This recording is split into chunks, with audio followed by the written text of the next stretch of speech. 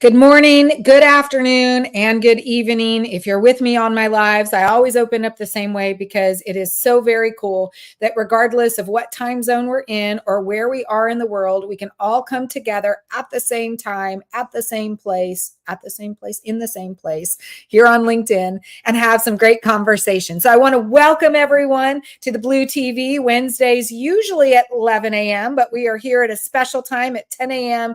Central Standard Time here, Houston, Texas, which is also the same time zone as Harvey. In a minute, I'll let him share with where he's located. But for those of you that are out there listening, make sure you let us know where you're located and so that we can highlight and feature you and even just simply say hi. I'm here, as I mentioned, in Houston, Texas. Harvey, where are you dialing in from? I'm in Dallas, Texas, so not too far from me. No, and he's actually going to be in Houston next week. So I'm hoping maybe we can meet even just simply for a cup of coffee. Would be super cool. So thank you for being here, Harvey. Thank you for all of those that are out there today.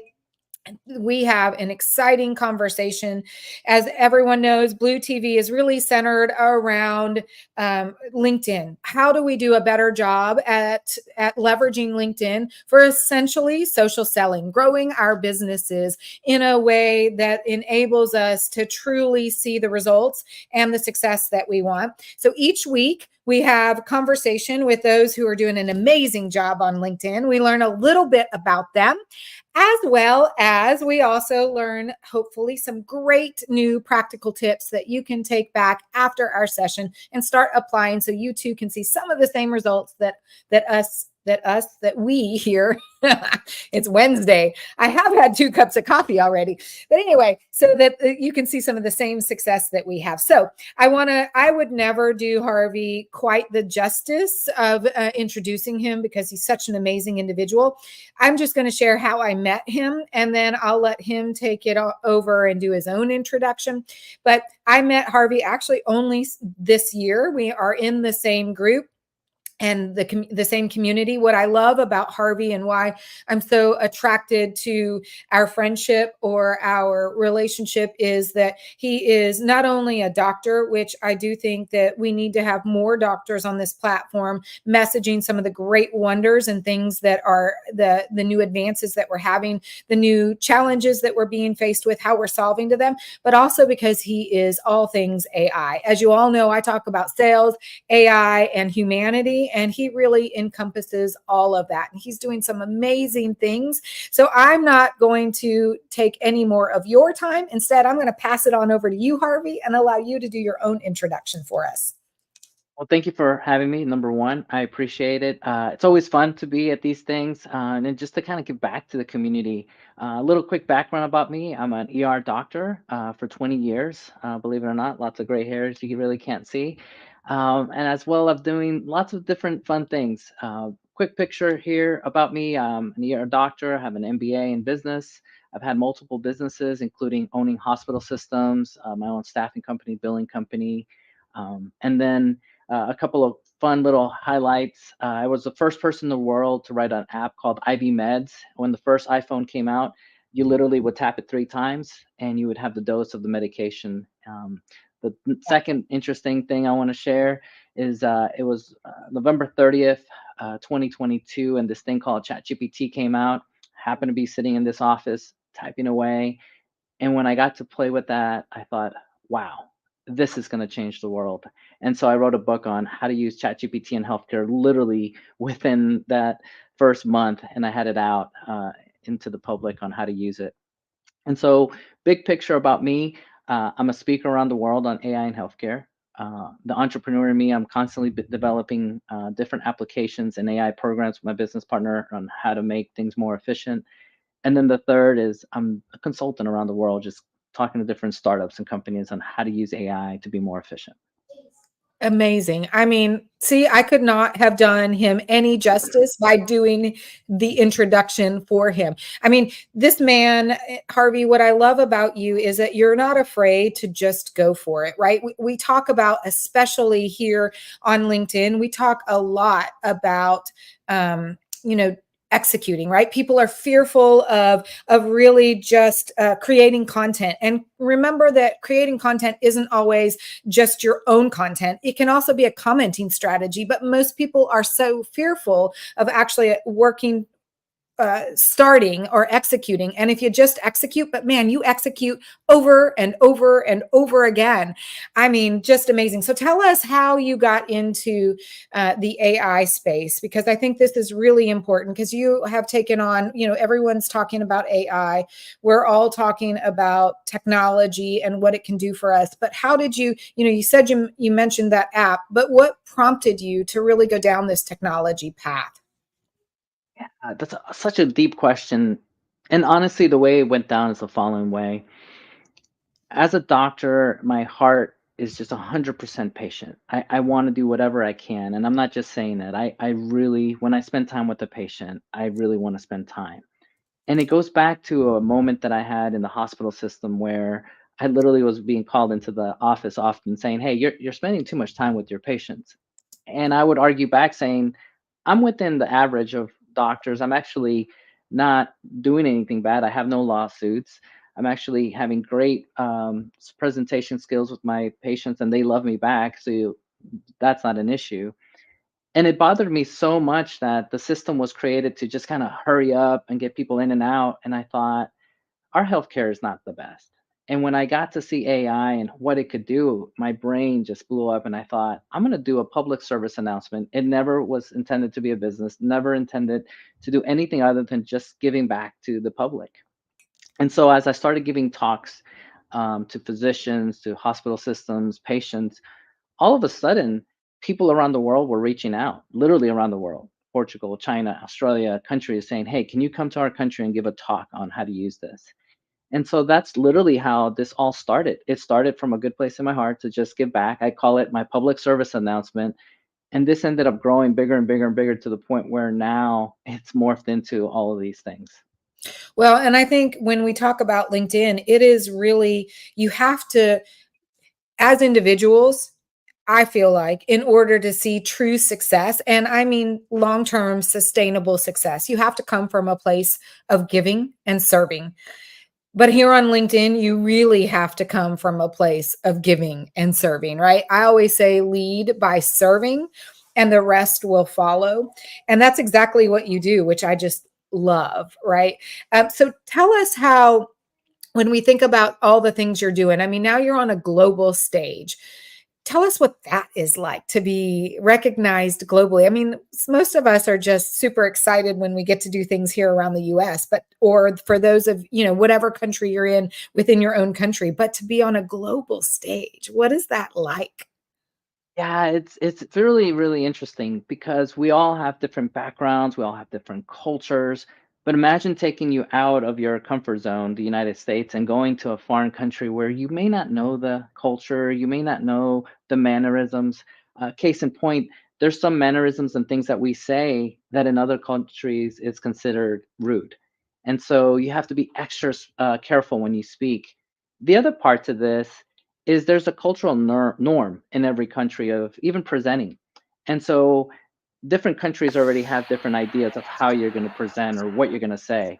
And so it becomes really interesting to present. And honestly, it's an honor to be able to represent the United States, to be able to be a thought leader, or just to be humbled to say, "Hey, we want you here." And it's just such a humbling feeling to say, "Hey, okay, happy to be here, happy to help." And the bigger picture here is just the giving back to the community. It's just hard to explain, but that feeling, even if it's local here in Dallas or national or international, just again, just to be able to give back and then to get that love back from the people that are listening to say, "Hey, I really enjoyed it." A couple of weeks ago, I gave a talk in Oregon and I got a little choked up. This woman came up to me and said, "Harvey, you changed my life."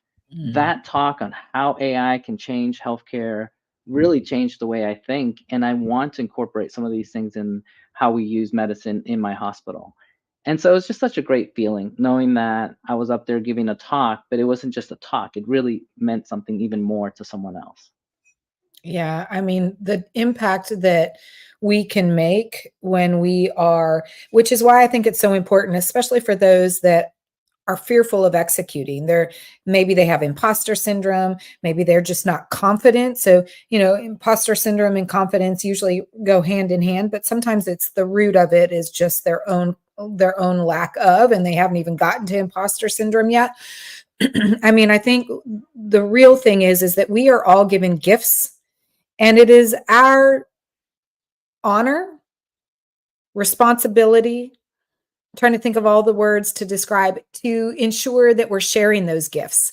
And the fact that you have taken the bull by the horns and are sharing your gift, which is your knowledge, and leveraging technologies, which, by the way, I mean, if you're not leveraging technologies now, you're going to be obsolete or less effective in 2-3 years. I mean, hell, I don't even think it'll be 2 years from now, right? I mean, if you're not leveraging technology, and you do a great job of that, and you're leveraging technology for the good, especially when it relates to AI. So many people fear AI, and in healthcare in particular, we're seeing how much we're leveraging these new technologies for the good rather than for the bad. Yeah, that is so important that you said that. Two things. I'm going to just summarize again what you said. We have to give back our talents. Every single person here listening, you have your talent, and you may not realize your talent, but we all have them. And it's channeling that talent and giving it to others. And then that talent even gets bigger because now you're using it. It's kind of like that muscle. The more you use it, the bigger it gets. It's the same thing with that talent. For those out there trying to say like, hey, AI, how do I use this thing? My best advice is think of it as like riding the bike. You got to get on that bike. You got to start pedaling before you can ride that bike without hands. And so the more you use it, the better you'll get at it. You know, that imposter syndrome, it really hits home with me because at one point I thought, oh my gosh, I'm giving all this advice on AI and healthcare, and it's such a new field, and nobody really knows ChatGPT, and nobody really knows healthcare that well. And to do it both and go out there, I'm going to be hit hard. And I remember often some parts of the country that I went to speak, being a little intimidated, thinking, okay, the Q&A session is going to be bad. They're going to come after me. They're going to give me some hard comments, which is fine. But I need to mentally be ready for that. And so as we talk to people, it's not all glamour at times. Sometimes it's tough. And it's in front of thousands of people, being up there and being able to stay calm and collected and being able to explain. Some people out there, and I feel bad that they do this or wrong them for doing this, but sometimes it feels like they want to just get you or try to stomp you or say, oh, he doesn't really know. And so that's where that imposter syndrome is like, well, do I really know or not? The magic of all this is I think at the end of the day, it's coming from a good place. I do have 20 years of ER experience. I do tend to think outside the box, and then putting those things together and then delivering it, I do feel that I have content that is very unique and different. I'm trying to take some notes because we actually could have, there are a few different topics or a few different directions we could go in. So I wanted to make sure I touched on maybe even all three of them, but there were three things I heard. One was imposter syndrome, right? Sometimes I feel like, so one was imposter syndrome. The other is haters. Maybe haters is a strong word, right? But those that are going to challenge you the most. And then I can't remember what the first one was. Doggone it. Maybe it'll pop in. But that's why I wanted to write them down, and I was a bit late to do that. So let's talk about the imposter syndrome. I do think that sometimes imposter syndrome can be really good for us because it does challenge. I mean, anytime that imposter syndrome can do one of two things. It can hold us back or it can challenge us. And if we look at it as a way to challenge us, it means that we're continuing to put ourselves outside of our comfort zone, which in essence, when we execute outside of our comfort zone, we are growing and learning. Wouldn't you agree with that, Harvey? Or do Oh, you yes. No, disagree? no, no. Let's explore that even more. I tell my kids often, and I tell my oldest son, I said, "Hey, Zach, it's tough love. Trust me. Do I want to spoon feed you sometimes? Yes. Do I want to just make life super easy for you? Yes. But I know the bigger picture. If I don't stress you, if I don't push you, you're not going to grow. And it's the same thing. We need to push ourselves. We need to grow, and that's the only way of really growing. And I know that sounds harsh to say, but the bigger picture, if you really want someone to grow, you push them in a loving way. And so, a case in point, believe it or not, I hate it being on TV. I hated being on stage. It gave me so much anxiety, so much nerves. But early in my career, I thought, you know what? I need to take every fear and go at the fear. And so early in my career, I decided every time I don't want to do something, I'm going to do it and push myself to do more of it. So that way in the future, it won't bother me. And it actually was probably one of the best things I did because this thing called COVID happened and all the TV stations needed help. And I went again, it was a public service announcement. It was not supposed to be anything for fame. And I literally called all the TV stations and said, hey, let me be the bright light. Let me be a positive during COVID. Every time I turn on the TV, it seems really dark and gloomy. Let me be that person. And literally, without exaggerating, I was on live TV over 100 times during Wow. COVID. Wow. That's awesome. Well, you know, so that's funny that you say that because, or share that story because I hated video. I mean, I would cry at the end of every video, even just simply 2 years ago, right? I just hated, and there are, and one would think that because I do 5 shows a week, that I actually love video. I still don't like video. I don't hate it anymore, but I don't love it either. I'm still in that love-hate relationship, right? But I do it because it does push me outside of my comfort zone. Every single time I do it, I get better and better and better. Oh, that was the first point. We have to come back to that, to messaging. Okay, that was the first point that I remembered in the 3. But you know, I keep pushing myself each and every time, and I hope that at some point I'm actually really going to love it because I've gotten pretty good at it. I still don't really like it. So my hope is I don't hate it anymore. So, you know, I guess where I'm going with that is you're right. Every single time we push ourselves outside of our comfort zone, when we feel that imposter syndrome, we have a choice to take it as an challenge or to allow it to overtake us. And if we can turn it around and take it as a challenge, then we grow and we continue to learn. And I always say, if you're not growing, you're dying. Yeah. And I know this is going to sound weird to say, but if you're not failing, you're not growing. So it's okay to fail. It's okay to fall on your face. It's okay. It's not okay not to take that step. Yeah. It's not okay not to try. It's okay to fail.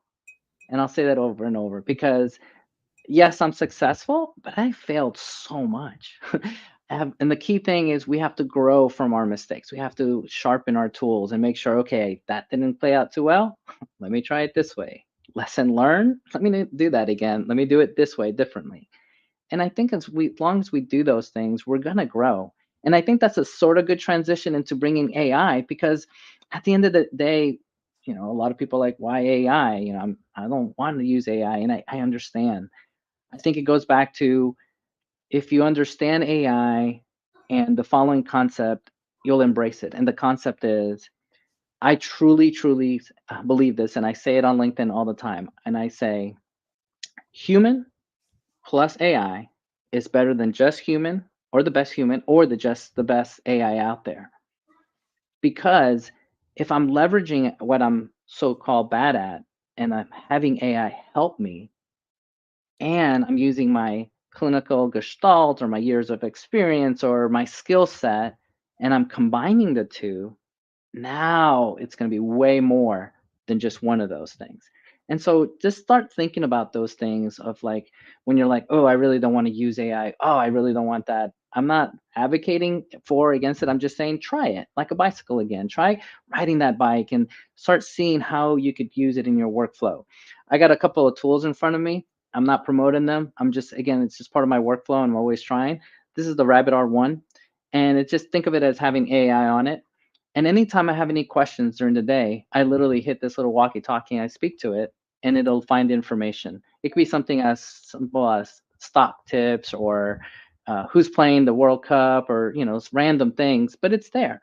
And I'm trying to get used to it instead of going on Google that it's there so I can keep working and I can have a conversation with this device. Again, I'm not promoting it. It's just showing you how can I leverage AI to do something more. Maybe I'm about to meet with Denise and I know we're going to talk about a certain topic and I don't feel like Googling it. And I'm like, let me have a conversation with this thing and say, hey, she's going to talk about wealth management. And I don't know anything about it. Give me some strong points. And then we go back and forth and I hear it because I tend to be an auditory learner. So it's simple things. I've only seen the rabbit when I went to the conference in Vegas. What the heck was that conference? Um, shoot, it was just in February. But anyway, they had the rabbit there and it was so super cool. I love that you leverage that. That's not something that is easily like it's not many people have actually caught on to the rabbit, or am I wrong? Yeah, you're right. And I know there's a lot of bad press on some of these devices. Some people are like, "Hey, your iPhone can do the same," and I'll grant you some of those things it can. But again, it's my way of pushing myself. How can I make this work? How can I make it look different? What can I do to make it better than the iPhone? And not that I'm trying to compete or trying to sell this thing at all. It's just ways of looking at it because let me show you a healthcare example. In the emergency room, often if somebody comes in and they're having a heart attack, when seconds count, every second that passes, their muscle is dying of their heart. And that means that they may die. If I have a device that I can say, here's the EKG, and I take a picture of it, and I hit a button, I say, hey, send this EKG to all the people that are involved and have them notified. And this sends a message to, let's pretend, all of the people involved, the ER doctor, the cardiologist, the hospitalist, and all of a sudden that goes out. Now this device is saving lives. And so Mhm. it's just showing you proof of point that it's thinking outside the box. How can this work? How could we do these things? And they're all possible.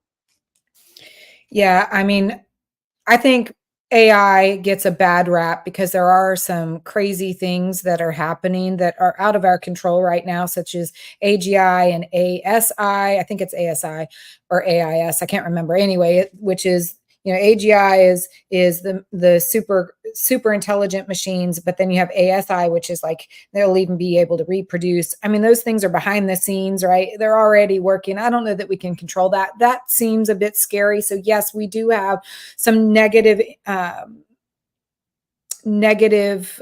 press about AI, but where AI is really doing or being leveraged, as I mentioned earlier, for the good is in healthcare. And it just amazes me at the things that we can now do. So giving that use case, that example of leveraging that rabbit to get all of those individuals necessary, ready and armed for that patient to come in to the ER, and you save them seconds of heart deterioration and and save their lives. I mean, just amazing. Because once portions of your heart die, you can't revive those. It's not like your liver regenerates. So if you have got a bad liver, it can regenerate. If your kidney's a little overstressed, you can usually improve that by making sure that you take the stress off the liver. There are lots of things you can do for several organs within your body, but the heart you cannot. Once it's dead, there are portions of it that are just dead.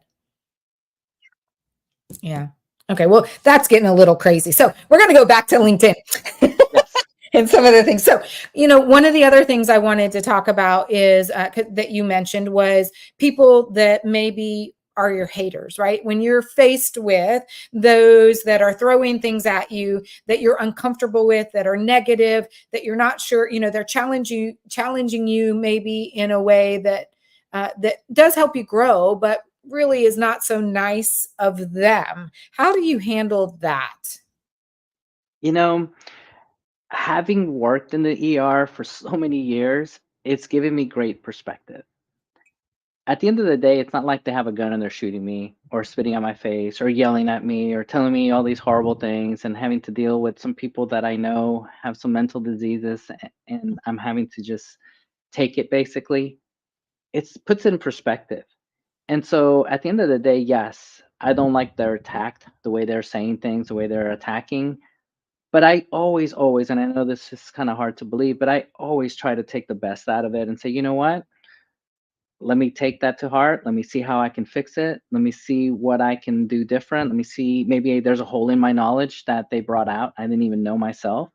And I really try to put a positive on it because at the end of the day, life is short. And I also try not to worry about these things. My business partner always tells me, it's like, gosh, Harvey, this happened and I can't believe you're not phased. And my answer back is like, no one died. Everyone's okay. Yes, maybe millions of dollars were lost by company X or Y, but no one died. And I know that's weird, but it's that perspective. And so I kind of put it in a different angle so that that way it doesn't really bother me. And I'm not doing it as a mechanism to be defensive. It's just my perspective. Well, and I think too, you experience death in a way that most of us don't. So when you put it into that perspective, it's easier. You go to that perspective because you deal with death. Whereas we, as just common folk who are not ER doctors, we wouldn't really we wouldn't think of it in that perspective. But that is the reality. I mean, if someone isn't dying, then it's, is it really worth the stress? I always think of it this way too. When I get haters, it's either, okay, so very much like you, is it something I really need to look at and improve on? Or are they just really not in the same energy space that I am? And they just, based on where they are in their lives, they are maybe a bit more defensive. They're causing more ruckus. They're, trying to think of the best way to describe it, but whatever their actions are, they may not just be in the same space as you. And therefore they can't really engage with you in an appropriate way that is suitable for you, that brings out the best of you. And that's okay. Right. I mean, you just have to remember, not everyone is at the same level that you are. And sometimes they're just, not as knowledgeable, they're not as open, whatever that case may be, right? But I guess Okay. the big picture here, we're going to grow from it. From whatever it is that they throw at, we're going to make sure we turn it and grow from it. Yes, which is a whole nother, because the first point that I wanted to go back to, because this again goes back to the underlying theme, which is growth, right? You mentioned something about just getting out there and messaging. So it's beyond executing, but as you continue to get on stage, as you continue to generate more content, as you continue to have more conversations, you get better at your messaging, you hone in. Yet not only is it about just executing, it's just about gaining more confidence and therefore increasing your ability to engage in conversation that is valuable, for example, when I can use my own example. When I first started out on LinkedIn, I kind of knew what I wanted to do, but the more that I started having the conversations, the more I started generating content, the more knowledgeable I came, the more conversations I had, the more various perspectives I could see, and just the better my messaging got, right? I continued to learn, I continued to grow. And I love that you talk about just getting out and messaging and just, again, not only executing, but continuing to grow and learn. It's so important to be able to do that. And here's the best part. Let's talk about LinkedIn. You literally have the world. And I Yes. love posting stuff on LinkedIn because I start seeing comments from different parts of the world. Think of this one. I talk about AI, and obviously ethics is big. Hearing people in Europe with the GDPR and the laws and how they see technology, and they comment, and then seeing someone from the United States comment, and then different parts, they all have a different angle to it. And it's just such a great platform to be able to just voice your opinion. And it's actually making me grow because as they start saying, oh, there's this law, there's this going on, and I'm like, wow, I didn't even know that was going on, or I hadn't even thought of that as an issue. Just having that world stage, I encourage everybody out there, just post on LinkedIn, and if you do have some contacts around the world, tag them, especially in the different continents, and you'll see the different opinions will start coming in, not just male and female opinions, but cultural opinions. Yeah, which is what I love. I love having conversation in the comments. I mean, that's really fun because then you actually start to develop friendships. And Oh maybe yeah. they're not a friendships fully, but all the stages prior to friendship, you go through the different stages of a relationship, and man, it becomes amazing, right? And you end up developing potential collaboration opportunities. And I mean, the potentially they could be a client. I mean, there's so much that comes from having the conversation with those in the comments. Wouldn't you agree? Yeah, I got to share this story. So, I was writing about ChatGPT and healthcare and posting. It was January 2023, and this futurist in Europe reached out saying, "Hey, I really like your content." And fast forward, I think it was March, he said, "I'm part of a committee. It's going to be for hymns in Portugal, and I'm going to put your name as the keynote speaker and I want to see if they'll accept it. And they actually accepted me to be the keynote speaker because he recommended me. And so now I'm flying to Europe because of that LinkedIn post, because he liked my content, because we made a relationship. And then fast forward, um, there's another talk that I'm doing this year in South Africa, and he was in part of a committee, and they're like, "Hey, who should we use?" And he's like, "You really want this Harvey guy." And now I'll be in South Africa in October. I'm sorry, in September to give a talk at a pharmacy conference because of him. And so when you post, not that I'm saying, hey, do it because of XYZ, but you just don't know who's out there listening and reading. And just because they don't like your post or comment doesn't mean they're not watching, because that's the other part of this. I will get people commenting and saying, oh my gosh, I love your post. And I'll get them on WhatsApp or email. And I'm looking, I'm like, I didn't see a comment. I didn't even see a like from this person. And I know they're on LinkedIn. And so don't take it too hard. Some people just don't want to be out there and put their name on stuff. So anyway, I just wanted to share that. Yeah, I mean, I think people are watching whether we know it or not. You don't always know because, like you said, they don't like or comment, but they're watching and they're listening and they're learning from you, and they're going to, at some point, engage with you, which could turn out to something amazing. I mean, I've built amazing partnerships. I think, well, I don't think, I know, Corey Warfield and we have a business venture together called DCS Sales, right? Where we go in and work with organizations. And I mean, he's amazing. He's got 500,000 followers on LinkedIn. He's an AI expert. He has his hands in so many different companies as either an advisor or an investor or even a founder of. I mean, just amazing individual. That came all through LinkedIn. I was able to speak as a panelist for an Pan-African AI conference last year. That was an awesome opportunity. I got to host a sales conference. So I actually, was more than just the simple host as the facilitator. I actually had to figure out who my panelists were and interview them and get them on to participate. And then, I helped put on the show, which, I'm not an events gig person, but it enabled me to have amazing conversation with amazing sales individuals that were bringing sales and AI together along with some marketing. I mean, it was super, super cool. Those are all things that came about because I spent time on LinkedIn fostering those conversations. Oh, I agree. I've had multiple things like that, and it's just fun. Like I love Corey. I enjoy meeting this LinkedIn community. I know you and I now we talk frequently actually, and it's been fun. Just the meeting of the minds. Where none of us are experts. At the end of the day, we need each other to really be quote unquote an expert. The second part to this is going back to that content. There was a time where I have the journal out in the hallway, but I'm part of a journal of oncology and AI. And this individual, as a physician, he said, Harvey, I want you to be part of this board. And it was before the magazine even went out. And I didn't do it. And then I saw the magazine and I thought, man, I do want to be part of this magazine. And so now I'm part of a magazine that's a journal for doctors that all it is oncology, basically cancer and AI. And it's a journal that just focuses on that. And I feel honored that I'm able to go back and give back to the community and give the way I see AI, and then it's specific to cancer. And so again, keep posting, keep presenting, put your passion. One of the big things I talk about is what is your why? Why are you doing all this? Combine your why that's going to give you that what it is for your passion and put it on LinkedIn, and you'll be shocked how many people will feel that passion, will see that you're working on XY, and will want to do business with you because of that. I love that. I think that's a whole nother, we could spend an entire live just talking about your why, because your why can evolve, and the why that you had when you first started may even change. And I'm a good example of that. So I'd love someday to have that conversation.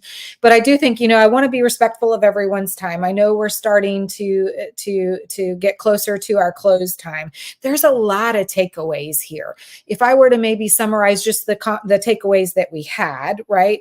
That those of us who are out there listening could actually take as maybe a way to start becoming more active on LinkedIn. You hold me accountable, Harvey. Make sure I do a good job of summarizing, because then I also want to come back, not only have you qualify or clarify anything, but also maybe leave with any last last comments or last thoughts. But the underlying theme is learning and growth. And it's going to come from executing. You will, when you execute, refine your message. When the moments that you feel like you have imposter syndrome, it's normal. You can either choose to use it as an opportunity to challenge you, or you can allow it to overtake you. And we always want to try to use it as an opportunity to challenge us, or should. For those haters that you have out there, it's okay. That's part of the process. And again, you can use it as a means to allow us to challenge us, or you can just take it for what it is. And it's just a negative experience or a negative engagement, and just move on.